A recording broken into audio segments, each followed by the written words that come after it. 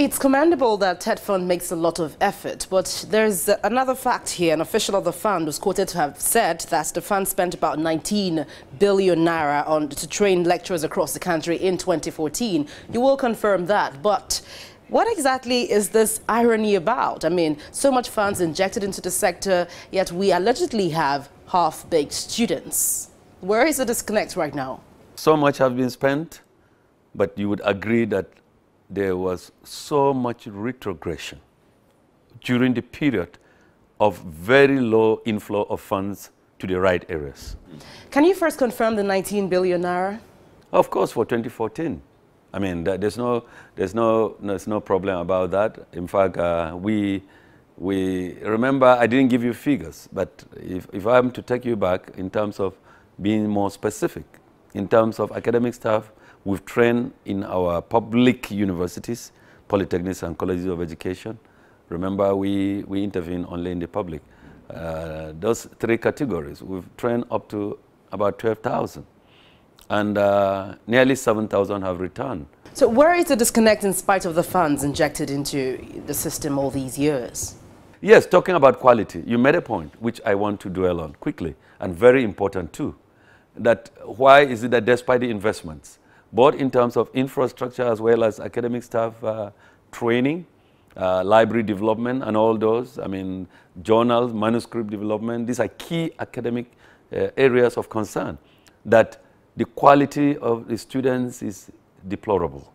I tell you, it's an embarrassment to all of us, and you will agree and understand why government 4 years ago decided that, look, let us refocus on tertiary institutions instead of spreading the funds. After all, for basic education, there is UBEC.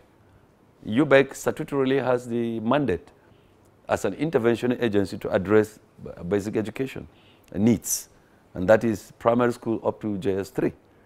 And it was important that we need to concentrate, and by concentrating, but let's not lose focus of something.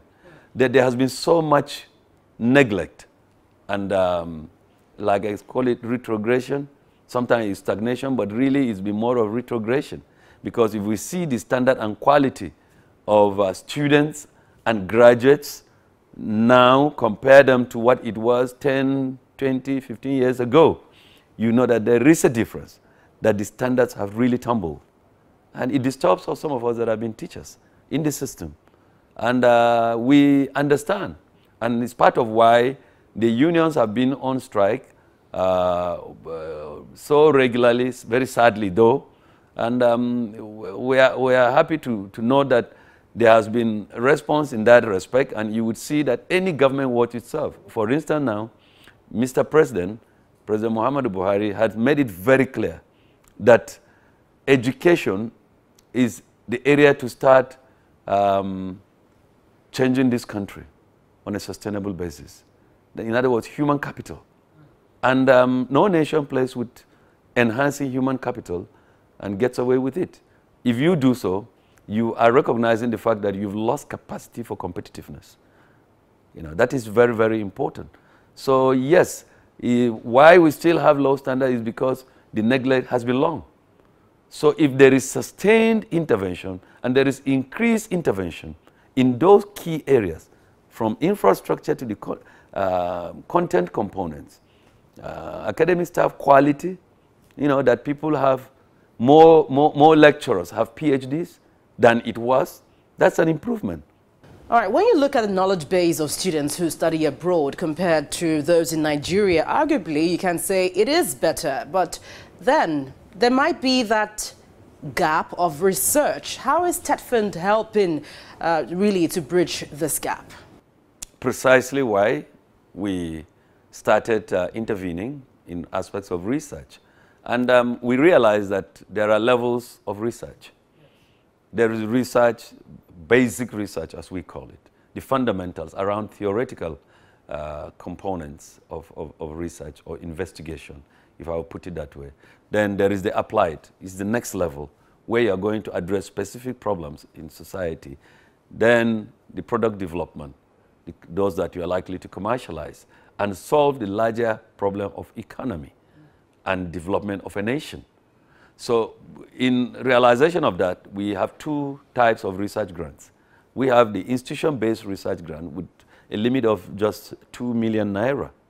Then we have the National Research Fund, NRF, with a limit of up to 50 million. So deliberately, we designated that the IBR, as we call it, institution-based research grant, which more lecturers get, is to address the theoretical component around basic research, mainly in the main, while the NRF gives you opportunity to go deep. If you are somebody like me who say, look, you are not looking at just analyzing and profiling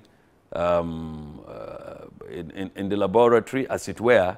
In my field, we say proximate analysis, and you generate statistical data and attempt statistical analysis. We want to go deep into the cellular components, into the molecular components of the challenges of understanding nature. That is when the applied component comes into effect. And there you require more funds, because even the equipment you require to buy.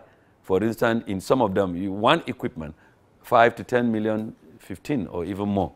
Sadly, now in this country, most of the R&D investigation or research investigation by companies is done by foreigners, as if Nigerians don't have capability.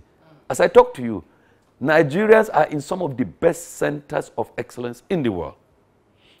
The challenge has been the environment.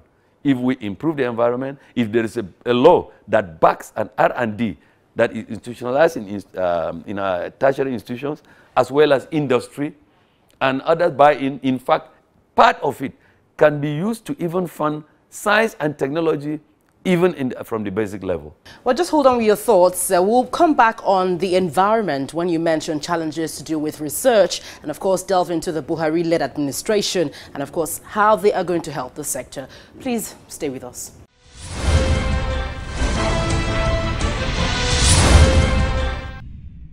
One of the things I still think TED needs to do is to add an overhead component to every building. So if you say you are given 100%, then you should do maybe 65% construction, 25% the equipment that will go into it. So that is what? That's 90%. And 10% overhead to be spent on that building over a 2 or 3 year period. Then you let go. Because every new building has an overhead inherent in it. And most times, overhead for universities can only come from student fees and from government funding.